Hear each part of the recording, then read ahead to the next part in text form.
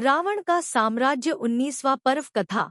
अथानंतर रावण को संतोष नहीं हुआ, सो उसने बहुत भारी क्रोध धारण कर पत्रवाहकों के द्वारा समस्त विद्याधरों को फिर से बुलाया। किष्किंधा का राजा दुंदुभी, अलंकारपुर का अधिपति, रत्नूपुर का स्वामी तथा विद्यार्थ पर्वत की दोनों श्रेणियों में निवास करने वाले अन्य समस्त विद्याधर सब प्रकार की तैयारी के साथ रावण के समीप जा पहुँचे। तदंतर मस्तक पर लेख को धारण करने वाला एक मनुष्य हनुरो द्वीप में पवनंजय और प्रतिसूर्य के पास भी आया। लेख का अर्थ समझकर दोनों ने रावण के पास जाने का विचार किया, सो वहां जाने के पूर्व वे राज्य पर हनुमान का अभिषेक करने के लिए उद्यत हुए। राज्याभिषेक की बड़ी तैयारी की गई।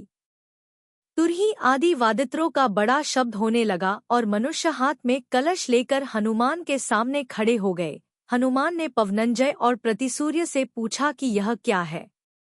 तब उन्होंने कहा कि हे वत्स, अब तुम हनुरो द्वीप के राज्य का पालन करो। हम दोनों को रावण ने युद्ध में सहायता करने के लिए बुलाया है, सो हमें प्रेम पूर्वक यथोचित रूप से आज्ञापालन करना चाहिए। रसातलपुर में जो वरुण रहता है वही उसके विरुद्ध खड़ा हुआ है। उसकी बहुत बड़ी सेना है तथा वह पुत्र और दुर्ग के बल से उत्कट होने के कारण दुर्जय है। ऐसा कहने पर हनुमान ने विनय से उत्तर दिया कि मेरे रहते हुए आप गुरुजनों को युद्ध के लिए जाना उचित नहीं है। हे बेटा, अभी तुमने रण का स्वाद नहीं जाना है। ऐसा जब उससे कहा गया तब उसने उत्तर दिया कि जो मोक्ष प्राप्त होता वह क्या कभी पहले प्राप्त किया हुआ होता है।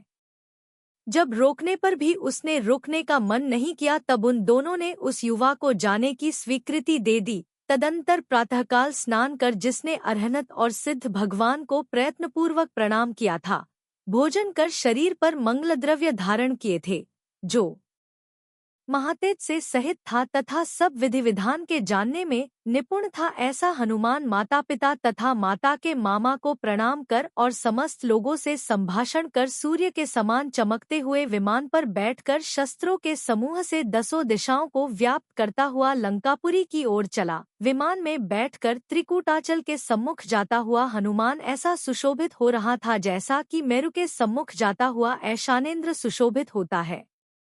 समुद्र की लहरों को संतति जिसके विशाल नितंब को चूम रही थी, ऐसे जलवीची गिरि पर जब वह पहुंचा तब सूर्य अस्त हो गया। सो वहां उत्तम योद्धाओं के साथ वार्तालाप करते हुए उसने सुख से रात्रि बिताई और प्रातःकाल होने पर बड़े उत्साह से लंका की ओर दृष्टि रखकर आगे चला। इस तरह नाना देशों, द्वीपों, तरंगों से आहत पर्वतों और समुद्र में किलोले करते मगरमच्छों को देखता राक्षसों की सेना में जा पहुंचा। हनुमान को सेना देखकर बड़े बड़े राक्षसों के शिरोमणि हनुमान की ओर दृष्टि लगाकर परम आश्चर्य को प्राप्त हुए। जिसने पर्वत को चूर्ण किया था यह वही भव्य जनोत्तम है। इस शब्द को सुनता हुआ हनुमान रावण के समीप गया। उस समय रावण उस शिलातल पर बैठा था जो कि फलों से व्याप्त था। सुगंधि के कारण खिंचे हैं मदोन्मत्त भ्रमंग जिस पर गंजार कर रहे थे, जिसके ऊपर रत्नों की किरणों से व्याप्त कपड़े का उत्तम मंडप लगा था और जिसके चारों ओर सामंत लोग बैठे थे। रावण हनुमान को देखकर उस शिलातल से उठकर खड़ा हो गया। तदंतर विनय से जिसका शरीर झुक रहा था ऐसे हनुमान का आलिंगन कर वह प्रीति से हंसता हुआ उसके साथ उसी शिलातल पर बैठ गया। परस्पर की कुशल पूछकर तथा एक दूसरे को संपदा देखकर दोनों महाभाग्यशाली इस तरह रमण करने लगे मानो दो इंद्र ही परस्पर मिले हों। अथानंतर जो प्रसन्न चित्त का धारक था और अत्यंत स्नेहभरी दृष्टि से बार बार उसी की ओर देख रहा था, ऐसा रावण हनुमान से बोला कि सहो, सज्जनोत्तम पवन कुमार ने मेरे साथ खूब प्रेम बढ़ाया है, जो प्रसिद्ध गुणों के सागर्स वरूप इस पुत्र को भेजा है। इस महाबलवान तथा तेजोमंडल के धारक वीर को पाकर मुझे इस संसार में कोई भी कार्य कठिन नहीं रह जाएगा। जब रावण हनुमान के गुणों का वर्णन कर रहा था तब वह लज्जित के समान नम्र शरीर का धारक हो गया था। सो ठीक ही है, क्योंकि महापुरुषों को यही वृत्ति है। तदंतर जिसकी किरणों का समूह लाल पड़ गया था, ऐसा सूर्य मानो होने वाले संग्राम के भय से ही अस्त हो गया था।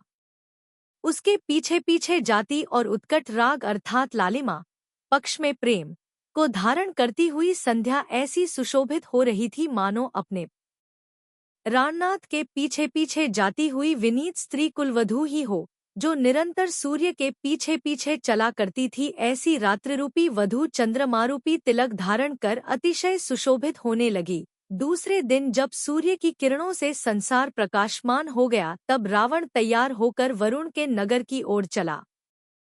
उस समय रावण अपनी समस्त सेना के मध्य में चल रहा था। हनुमान उसके पास ही स्थित और मंगल द्रव्य उसने शरीर पर धारण कर रखे थे।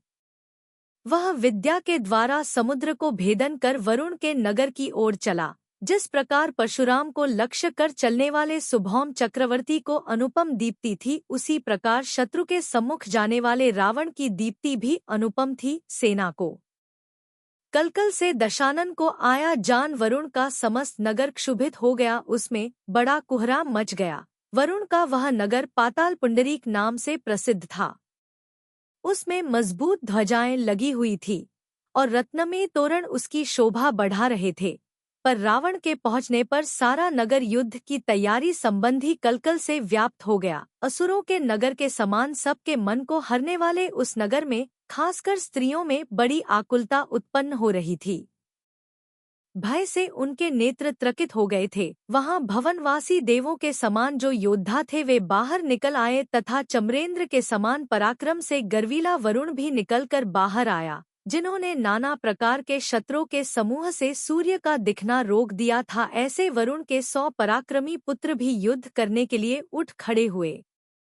सो जिस प्रकार असुर कुमार अन्य क्षुद्र देवताओं को क्षण एक में पराजित कर देते हैं, उसी प्रकार वरुण के 100 पुत्रों ने क्षण एक में ही राक्षसों की सेना को पराजित कर दिया, जिसके अंदर 100 भाई अपनी कला दिखा रहे थे। ऐसी वरुण की सेना से खंडित हुई रावण की सेना गायों के झुंड के समान भयभीत हो तितर-बितर हो गई। राक्षसों के हाथ पसीने से गीले हो गए, जिससे चक्र, धनुष, घन, प्रास, शतघ्नी आदि शस्त्र उनसे छूट-छूट कर नीचे गिरने लगे।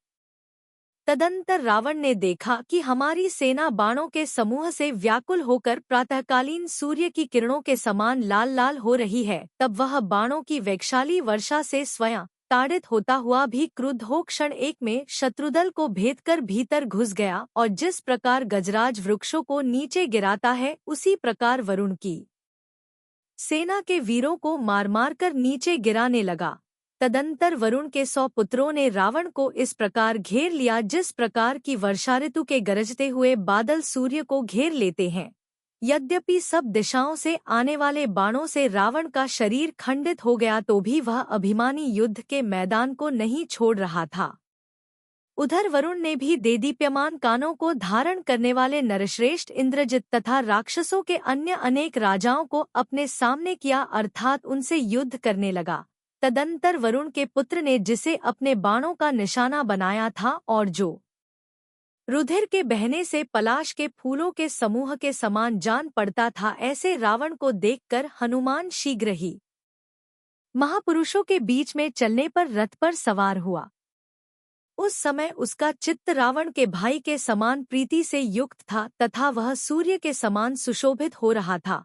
तत्पश्चात जो अपने वेग से पवन को जीत रहा था, विजय प्राप्त करने में जिसका आदर था और जो सूर्यमंडल के समान देदीप्यमान हो रहा था, ऐसा हनुमान यमराज के समान युद्ध करने के लिए उद्यत हुआ।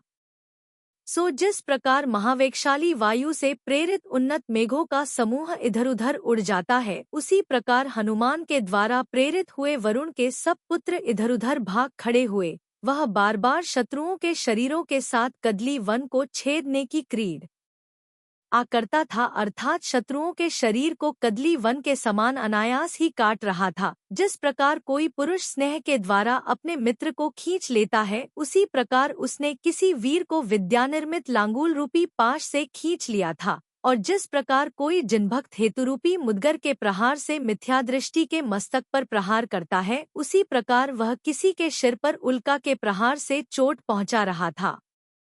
इस प्रकार वानर को ध्वजा से सुशोभित हनुमान को कोड़ा करते देख क्रोध से लाल लाल नेत्र करता हुआ वरुण उसके सामने आया। ज्यों ही रावण ने वरुण को हनुमान के सामने दौड़ता आता देखा, त्यों ही उसने शत्रु को बीच में उस प्रकार रोक लिया जिस प्रकार की पहाड़ नदी के जल को रोक लेता है। इधर जब तक वरुण का रावण के साथ घोड़े, हाथी, पैदल सिपाही तथा शस्त्रों के समूह से व्याप्त युद्ध हुआ, तब तक हनुमान ने वरुण के 100 ही पुत्र बांध लिए। वे चिरकाल तक युद्ध करते करते थक गए थे तथा उनके सैनिक मारे गए थे। 100 ही पुत्रों को बंधा सुनकर वरुण शोक से विह्वल हो गया। वह विद्या का स्मरण भूल गया और उसका पराक्रम ढीला पड़ गया। रणनिपुण रावण ने छिद्र पाकर वरुण की योधिनी नामा विद्या छेद डाली तथा उसे जीवित पकड़ लिया। उस समय जिसके पुत्ररूपी किरणों की शोभा नष्ट हो गई थी तथा जो उदय से रहित था, ऐसे वरुणरूपी चंद्रमा के लिए रावण ने राहु का काम किया था, जो शत्रुरूपी पिंजड़े के मध्य में स्थित था, जिसका मान नष्ट हो गया था और जिसे लोग बड़े आश्चर्य से देखते थे। ऐसा वरुण रक्षा करने के लिए आदर के साथ कुंभकर्ण को सौंपा गया। तदंतर बहुत दिन बाद निश्चिंतता को प्राप्त हुआ रावण सेना को विश्राम देता हुआ भवनोन्माद नामक उत्कृष्ट उद्यान में ठहरा रहा। वृक्षों को छाया के नीचे ठहरी हुई इसकी सेना का युद्धजनित खेद समुद्र के संबंध से शीतल वायु ने दूर कर दिया था। स्वामी को पकड़ा जानकर वरुण की समस्त सेना भयभीत हो व्याकुलता से भरे पुंडरीक नगर में घुस गई। यद्यपि वही सेना थी और वे ही महायोद्धा थे, तो भी प्रधान पुरुष के बिना सब व्यर्थ हो गए। अहो, पुण्य का माहात्म्य देखो कि पुण्यवान के उत्पन्न होते ही अनेक पुरुषों का उद्भव हो जाता है और उसके नष्ट होने पर अनेक पुरुषों का पतन हो जाता है। अथानंतर कुंभकर्ण घबराए हुए समस्त मनुष्यों के समूह से व्याप्त शत्रु के उस नगर को नष्ट भ्रष्ट करने लगा। योद्धाओं ने उस नगर की धनरत्न आदि समस्त कीमती वस्तुएं लूट ली।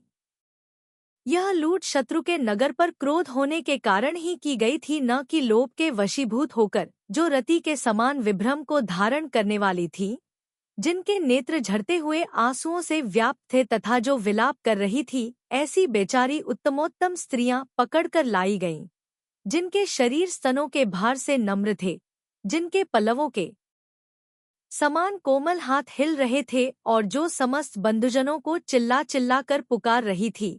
ऐसी उन स्त्रियों को निष्ठुर मनुष्य पकड़कर ला रहे थे, जिसका मखरूपी पर्ण चंद्रमा शोकरूपी राह के द्वारा प्रसा गया था। ऐसी विमान के भीतर डाली गई कोई स्त्री सखी से कह रही थी कि हे सखी, यदि कदाचित मेरे शील का भंग होगा तो मैं वस्त्र की पट्टी से लटककर मर जाऊंगी, इसमें संशय नहीं है। जिसके मरने में संदेह था, ऐसे पति को बार बार पुकारती हुई म्लान लोचनों वाली कोई स्त्री उसके गुणों का स्मरण कर मूर्छा को प्राप्त हो रही थी, जो माता, पिता, भाई, मामा और पुत्र को बुला रही थी तथा जिनके नेत्रों से आंसू झर रहे थे। ऐसी वे स्त्रियां मुनि के लिए भी दुखदायिनी हो रही थी, अर्थात उनकी दशा देख मुनि के हृदय में भी दुख उत्पन्न हो जाता था। 76 कुंभकर्ण की शोभा से जिसके नेत्र हरे गए थे, ऐसी कोई एक कमललोचना स्त्री एकांत पाकर विश्वासपूर्वक सखी से कह रही थी कि हे सखी, इस श्रेष्ठ नर को देखकर मुझे कोई अद्भुत ही आनंद उत्पन्न हुआ है और जिस आनंद से मानो मेरा समस्त शरीर पराधीन ही हो गया है। इस प्रकार कर्मों की विचित्रता से उनखियों में शुद्ध तथा विरुद्ध दोनों प्रकार के विकल्प उत्पन्न हो रहे थे। सो ठोक ही है, क्योंकि लोगों की चेष्टाएं विचित्र हुआ करती हैं। तदंतर जो कुबेर के समान समीचीन विभूति का धारक था, अत्यंत बलवान योद्धा जिसकी सेवा कर रहे थे, जो जय जय की ध्वनि से मुखर था और सुंदर लीला से सहित था, ऐसे कुंभकर्ण ने विमान से उतरकर बड़े हर्ष के साथ उन धूसर ओठों वाली अपहरित स्त्रियों को रावण के सामने खड़ा कर दिया। वे स्त्रियां विषाद से युक्त थीं, उनके नेत्र आंसुओं से भरे हुए थे, बंधुजनों से रहित थीं, नम्र थीं, उनके शरीर कांप रहे थे। वे इच्छानुसार कुछ दयनीय शब्दों का उच्चारण कर रही थी तथा लज्जा से युक्त थी। उन स्त्रियों को देखकर रावण करुणायुक्त हो कुंभकर्ण से इस प्रकार कहने लगा कि अहो बालक, जो तू कुलवती स्त्रियों को बंदी के समान पकड़कर लाया है, यह तूने अत्यंत दुश्चरित का कार्य किया है। इन बेचारी भोली भाली स्त्रियों का इसमें क्या दोष था, जो तूने व्यर्थ ही इन्हें कष्ट पहुंचाया है।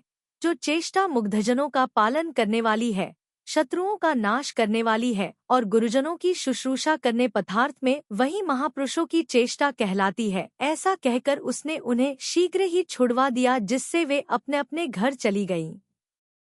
यही नहीं, उसने साध्वी स्त्रियों को अपनी वाणी से आश्वासन भी दिया, जिससे उन सब का भय शीघ्र ही कम हो गया। अथानंतर जो लज्जा से सहित था तथा जिसने सुप्तों के देखने मात्र से राक्षसों का मुख नीचा कर दिया था, ऐसे वरुण को बुलाकर रावण ने कहा कि हे प्रवीण, युद्ध में पकड़े जाने का शोक मत करो, क्योंकि युद्ध में वीरों का पकड़ा जाना तो उनकी उत्तम कीर्ति का कारण है। मानशाली वीर युद्ध में दो ही वस्तुएं प्राप्त करते हैं, एक तो पकड़ा जाना और दूसरा मारा जाना। इनके सिवाय जो कायर लोग हैं वे भाग जाना प्राप्त करते हैं। तुम पहले के समान ही समस्त मित्र और बंधुजनों से संपन्न हो सकल उपद्रवों से रहित अपने संपूर्ण राज्य का अपने ही स्थान में रहकर पालन करो। इस प्रकार कहने पर वरुण ने हाथ जोड़कर वीर रावण से कहा कि इस संसार में आपका पुण्य विशाल है, जो आपके साथ वैर रखता है वह मूर्ख है। अहो, यह तुम्हारा बड़ा धैर्य है, यह मुनि के धैर्य के समान हजारों स्तवन करने के योग्य है कि जो तुमने दिव्य रत्नों का प्रयोग किए बिना ही मुझे जीत लिया। यथार्थ में तुम्हारा शासन उन्नत है, अथवा आश्चर्यकारी कार्य करने वाले हनुमान का ही प्रभाव कैसे की कहा जाए, क्योंकि हे सत्पुरुष, वह महानुभाव भी आपके ही शुभोदय से यहाँ आया था। पराक्रमरूपी कोश से जिसकी रक्षा की गई, ऐसी यह पृथ्वी गोत्र की परिपाटी के अनुसार किसी को प्राप्त नहीं हुई। यह तो वोर मनुष्य के भोगने योग्य है, और आप वीर मनुष्यों में अग्रसर हो, अतः आप लोक का पालन करो। हे उदार यश के धारक, आप हमारे स्वामी हो। मेरे दुर्वचनों से आपको जो दुख हुआ हो उसे क्षमा करो। हे नाथ, ऐसा कहना चाहिए, इसीलिए कह रहा हूँ।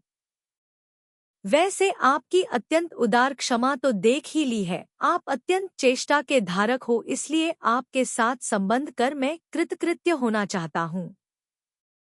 आप मेरी पुत्री स्वीकृत कीजिए, क्योंकि इसके योग्य आप ही है। ऐसा कहकर उसने सुंदर रूप की धारक सुदेवी रानी से उत्पन्न कमल के समान मुखवाली सत्यवती नाम से प्रसिद्ध अपनी विनीत कन्या रावण के लिए समर्पित कर दी। उन दोनों के विवाह में ऐसा बड़ा भारी उत्सव हुआ था कि जिसमें सब लोगों का सम्मान किया गया तो ठीक ही है, क्योंकि दोनों ही समस्त समृद्धि को प्राप्त थे, अतः उन्हें कोई भी वस्तु खोजनी नहीं पड़ी थी।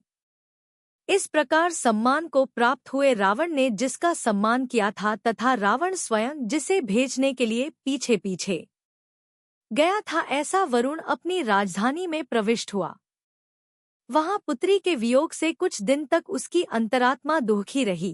कैलाश को कंपित करने वाले रावण ने भी लंका में आकर तथा बहुत भारी सम्मान कर हनुमान के लिए चंद्रनखा को कांतिमती पुत्री समर्पित की। उस कन्या का नाम लोक में अनंग पुष्पा प्रसिद्ध था। वह गुणों की राजधानी थी और उसके नेत्र कामदेव के पुष्परूपी शस्त्र अर्थात कमल के समान थे।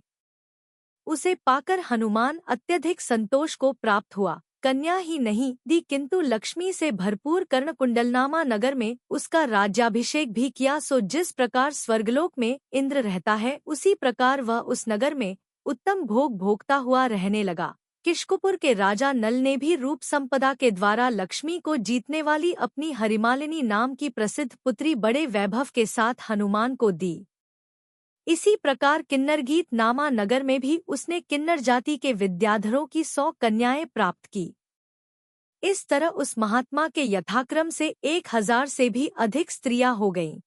चकी श्रीशैल नाम को धारण करने वाले हनुमान भ्रमण करते हुए उस पर्वत पर आकर ठहर गए थे, इसलिए सुंदर शिखरों वाला वह पर्वत पृथ्वी में श्रीशैल इस नाम से ही प्रसिद्ध हो गया। अथानंतर उस समय किष्किंधपुर नामा नगर में विद्याधरों के राजा उदारचेता सुग्रीव रहते थे।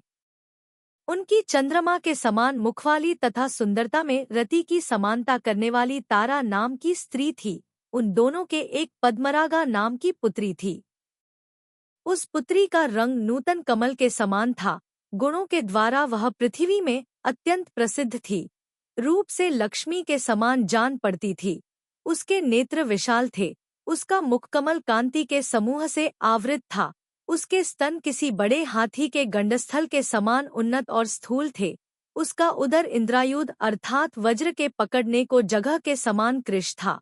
वह अत्यधिक सौंदर्य रूपो सरोवर के मध्य में संचार करने वाली थी तथा सर्व मनुष्यों की अंतरात्मा को चुराने वाली थी। सुंदर विभ्रमों से युक्त उस कन्या के योग्य वर की खोज करते हुए माता पिता न रात में सुख से नींद लेते थे और न दिन में चैन। उनका चित्त सदा इसी उलझन में उलझा रहता था। तदंतर जो नाना गुणों के धारक थे, जिनकी कांति अत्यंत मनोहर थी और साथ ही जिनके शील तथा वंश का परिचय दिया गया था, ऐसे इंद्रजित आदि प्रधान विद्याधरों के चित्रपट लिखाकर माता पिता ने पुत्री को दिखलाए। अनुक्रम से उन चित्रपटों को देखकर कन्या ने बार बार अपनी दृष्टि संकुचित कर लो। अंत में हनुमान का चित्रपट उसे दिखाया गया तो उस ओर उसकी दृष्टि शीघ्र ही आकर्षित होकर निश्चल हो गई। उसे वह अनुराग से देखती रही। तदंतर जिसका समस्त शरीर सदृशता से रहित था, ऐसे चित्रपट में स्थित हनुमान को देखकर वह कन्या एक ही साथ कामदेव के पांचों दुहसह बाणों से ताड़ित हो गई। उसे हनुमान में अनुरक्त देख गुणों को जानने वाली सखी ने कहा कि हे बाले, यह पवनंजय का श्रीशैल नाम से प्रसिद्ध पुत्र है। इसके गुण तो तुम्हें पहले से ही विदित थे और सुंदरता तुम्हारे नेत्रों के सामने है, इसलिए इसके साथ कामभोग को प्राप्त करो तथा माता पिता को चिरकाल बाद निद्रा प्रदान करो अर्थात निश्चिंत होकर सोने दो। आश्चर्य की बात है कि हनुमान ने चित्रगत होकर भी तेरे मन में विकार उत्पन्न कर दिया। ऐसा कहती हुई सखी को कन्या ने लज्जावंत हो लीलाकमल से ताड़ित किया। तदंतर जब पिता को पता चला कि कन्या का मन पवन पुत्र हनुमान के द्वारा हरा गया है, तब उसने शीघ्र ही हनुमान के पास कन्या का चित्रपट भेजा। सो सुग्रीव का भेजा हुआ दूत श्रीनगर पहुंचा। वहां जाकर उसने अपना परिचय दिया, प्रणाम किया और उसके बाद हनुमान के लिए तारा की पुत्री पद्मरागा का चित्रपट दिखलाया। जैसा कि इस संसार में प्रसिद्ध है कि कामदेव के 5 बाण हैं, यदि यह बात सत्य है तो कन्या ने एक ही समय सी बाणों के द्वारा हनुमान को कैसे की घायल किया। यदि मैं इस कन्या को नहीं प्राप्त करता है तो मेरा जन्म लेना व्यर्थ है, ऐसा मन में विचार कर हनुमान बड़े वैभव के साथ क्षण एक में सुग्रीव के नगर की ओर चल पड़ा। उसे अत्यंत निकट में आया सुन सुग्रीव राजा हर्षित होता हुआ शीघ्र ही उसकी अगवानी के लिए गया। तत्पश्चात जिसे सैकड़ों अर्घ दिए गए थे, ऐसे हनुमान ने श्वसुर के साथ नगर में प्रवेश किया। उस समय जब हनुमान राजमहल की ओर जा रहा था, तब नगर की स्त्रियां अन्य सब काम छोड़कर महलों के मणिमय झरोखों में जा खड़ी हुई थी और उस समय उनके नेत्रकमल हनुमान को देखने के लिए व्याकुल हो रहे थे। सुकुमार शरीर की धारक सुग्रीव की पुत्री पद्मरागा झरोखे से हनुमान का रूप देखकर मन ही मन अपने आप के द्वारा अनुभव करने योग्य किसी अद्भुत अवस्था को प्राप्त हुई। सखी, यह वह पुरुष नहीं है, यह तो कोई दूसरा है। अथवा नहीं सखी, यह वही है। इस प्रकार स्त्रियां जिसके विषय में तर्कणा कर रही थी, ऐसे हनुमान ने नगर में प्रवेश किया। तदंतर बड़े वैभव के साथ उन दोनों का विवाह हुआ। विवाह में समस्त बंधुजन सम्मिलित हुए और अत्यंत सुंदर रूप के धारक दोनों दंपति परम प्रमोद को प्राप्त हुए। जिसका चित्त संतुष्ट हो रहा था, ऐसे हनुमान पुत्री तथा अपने आप के वियोग से परिवार सहित सासश्वसुर को शोकयुक्त करता हुआ नववधू के साथ अपने स्थान पर चला गया। इस प्रकार जिसकी कीर्ति समस्त संसार में फैल रही थी, ऐसे शोभा अथवा लक्ष्मी संपन्न पुत्र के रहते हुए राजा पवनंजय और अंजना महासुखानुभव रूपी सागर के मध्य में गोता लगा रहे थे। अथानंतर हनुमान जैसे उत्तमोत्तम विद्याधर राजा जिसका सम्मान करते थे, जो अत्यधिक मान को धारण करने वाला था, 3 खंड का स्वामी था और हरिकंठ के समान था, रावण समस्त शत्रुओं से रहित हो गया। जिस प्रकार इंद्र स्वर्गलोक में क्रीड़ा करता है, उसी प्रकार समस्त लोगों को आनंद प्रदान करता हुआ विशाल कांति का धारक रावण विशाल भोगों से समुत्पन्न सुख से लंका नगरी में क्रीड़ा करने लगा। स्त्रियों के मुखरूपी कमल का भ्रमर रावण स्त्रीजनों के स्तनों पर हाथ चलाता हुआ बोते हुए बहुत भारी काल को भी नहीं जान पाया, अर्थात कितना अधिक काल बीत गया इसका उसे पता ही नहीं चला। जिस मनुष्य के पास एक ही विरूप तथा निरंतर झगड़ने वाली स्त्री होती है, वह भी सांसारिक सुख में निमग्न हो अपने आप को रतिपति अर्थात कामदेव समझता है। फिर रावण तो लक्ष्मी की उपमा धारण करने वाली 18,000 स्त्रियों से युक्त था, महाप्रभावशाली था, 3 खंड का स्वामी था, अनुपम कांति का धारी था, अतः उसके विषय में क्या कहना है।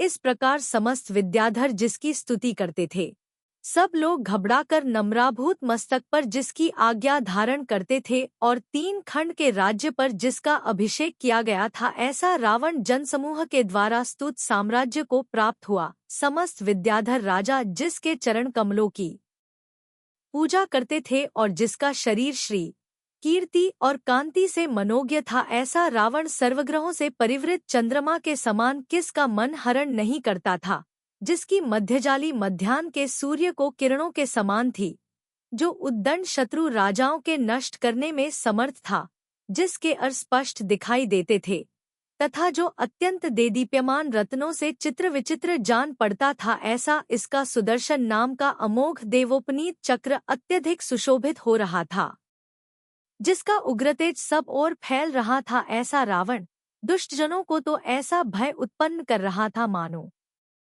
शरीरधारी दंड अथवा मृत्यु ही हो। जब वह शस्त्रशाला में शस्त्रों की पूजा करता था तब ऐसा जान पड़ता था मानो इकदा प्रचंड उल्काओं का समूह ही हो। इस प्रकार विशाल तथा सुंदर कीर्ति को धारण करने वाला रावण स्वकीय कर्मोदय से वंश परंपरागत लंकापुरी को पाकर सर्व कल्याणयुक्त आश्चर्यकारक ऐश्वर्य को तथा संसार संबंधी श्रेष्ठ सुख को प्राप्त हुआ था। गौतम स्वामी राजा श्रेणिक से कहते हैं कि हे श्रेणिक, सम्यक दर्शन, सम्यक ज्ञान और सम्यक चारित्र की प्राप्ति का कारण जो मुनिसुव्रत भगवान का तीर्थ था, उसे व्यतीत हुए जब बहुत दिन हो गए, तब परमार्थ से दूर रहने वाले अत्यंत मूढ़ कवियों ने इस प्रधान पुरुष का लोक में अन्यथा ही कथन कर डाला, जो विषयों के अधीन है, जिनका तत्वज्ञान नष्ट हो गया है, जो अत्यंत कुशील हैं और निरंतर पाप में अनुरक्त रहते हैं। ऐसे कवि लोग स्वरचित पापवधन ग्रंथरूपी जाल से मंदभाग्य तथा अत्यंत सरल मनुष्य रूपी मृगों के समूह को नष्ट करते रहते हैं।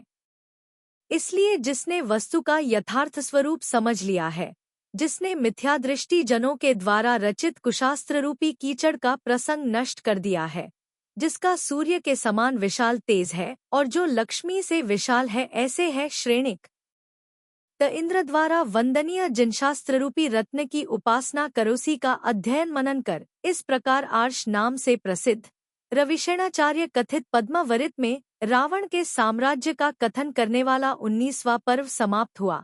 इस प्रकार विद्याधरकांड नामक प्रथम कांड समाप्त हुआ।